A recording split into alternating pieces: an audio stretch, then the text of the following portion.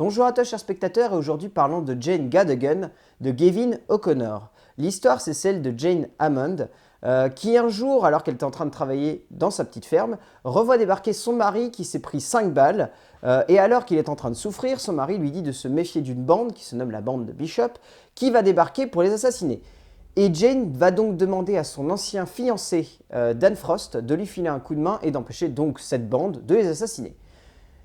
C'est un postulat donc de western assez classique que nous offre Gavin O'Connor avec ce long métrage. Alors Gavin O'Connor, c'est un cinéaste assez important d'une vague indépendante américaine qui est passée complètement inaperçue en France.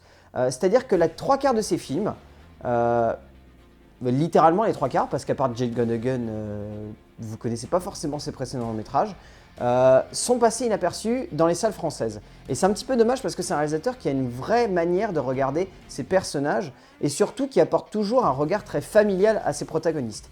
Et là, ça se ressent complètement dans Jane Cadogan parce que le postulat de base, c'est pas forcément l'histoire d'une femme qui va vouloir protéger son mari, c'est plutôt l'histoire d'une mère qui va vouloir protéger sa fille et plus généralement ses enfants. C'est un peu du spoil, mais pas vraiment, vous verrez en regardant le film. Mais voilà, c'est un postulat qui est vraiment intéressant et ça change un petit peu des westerns parce que les westerns généralement c'est des films qui sont très centrés sur la personne, le personnage central. C'est souvent presque de l'égocentrisme la manière dont sont créés les personnages principaux d'un western. Et donc là il va un peu à l'encontre de ça. Il va à l'encontre de ça parce que le reste du temps Gavin O'Connor rend énormément hommage au genre du western. Et ça se ressent beaucoup dans le film. Ça se ressent parce qu'il y a un poids qui n'est pas forcément on va dire historique, mais qui est presque de l'ordre de la place des pères dans le genre, parce que Gavin O'Connor se colle un poids où il considère qu'il ne peut pas réinventer les codes du western. Et donc que résultat, il doit simplement offrir une continuité avec ce qui a déjà été fait dans le genre. C'est pas comme Tarantino, enfin ceux qui espèrent vraiment voir un truc genre Tarantino ultra hardcore et ultra violent, c'est loin d'être ça. Gavin O'Connor rend vraiment hommage à une certaine vague de western américain des années 50 et 60. Et ça se ressent vraiment. Ça se ressent déjà dans l'écriture, parce que Anthony Tafarkis et Brian Dufeld, avec l'aide de Joel Edgerton, ont écrit un scénario qui est très glauque, très noir et très féminin. Féminin, pas féministe, hein, toujours. Enfin, c'est bête à dire, mais il faut le répéter. Parce qu'il y a un vrai portrait de femme qui est intéressant, et en plus, on sent tout de même qu'il y a une inspiration du mythe de Calamity Jane, dans le sens où voilà, c'est une femme qui est forte, qui se bat pour sa famille, qui a des codes personnels, qui veut défendre des idéaux. Enfin voilà, c'est littéralement Calamity Jane cette femme. Et c'est assez intéressant de voir ça parce qu'au résultat, les 3 scénaristes ont vraiment pondu une histoire qui est passionnante, qui est intense et qui est rythmée, qui est vraiment rythmée. Qui manque peut-être de clarté dans son propos et peut-être par instant qui manque d'efficacité dans l'enchaînement des séquences, mais tout de même qui est vraiment rythmé parce que ça monte en crescendo constamment, jusqu'à un climax qui est juste jubilatoire. La séquence de fight de fin est magnifique et est extrêmement bien foutue au niveau de l'écriture.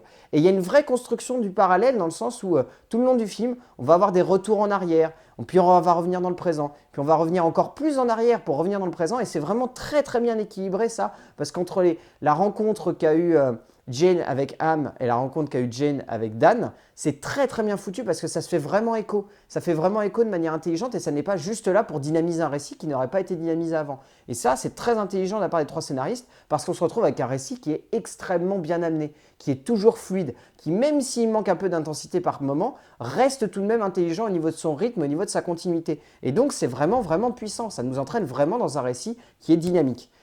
Au-delà de ça, il y a donc une mise en scène, celle de Gavin O'Connor. Alors, le gros problème de la mise en scène de Gavin O'Connor ici, c'est qu'elle est extrêmement handicapée par le genre auquel il s'attaque. Parce que le western, c'est un genre qui est très codifié.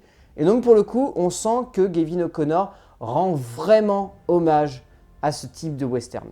C'est-à-dire qu'il ne change pas beaucoup de codes, il s'adapte vraiment au genre, il respecte la manière de concevoir le fil dramatique de ce type de récit, et on n'est pas dans quelque chose de nouveau. Ça rappelle un petit peu pour ceux qui l'avaient vu The Salvation avec Matt Mikkelsen. C'est-à-dire c'est un film qui est extrêmement respectueux des codes du genre, qui essaye de donner un côté plus hardcore qu'on n'aurait pas vu forcément à l'époque, mais tout de même, ça reste très ancré dans une manière de concevoir le récit, dans une manière de voir les personnages, dans une manière d'amener les retournements, et on ne voit pas vraiment de réelle révolution. Au-delà de ça, Gavin O'Connor arrive vraiment à pondre un film qui est extrêmement dynamique. Le film est intense, rythmé, puissant, il a des images qui sont fortes, il a un très très très joli travail d'éclairage, notamment l'éclairage de nuit, qui est extrêmement bien amené. Et visuellement, le film a un dynamisme qui est assez impressionnant. C'est-à-dire que c'est pas juste de la teinte ocre pour amener de la teinte ocre, dans le sens où il faut rappeler le western, voilà, s'il fait chaud.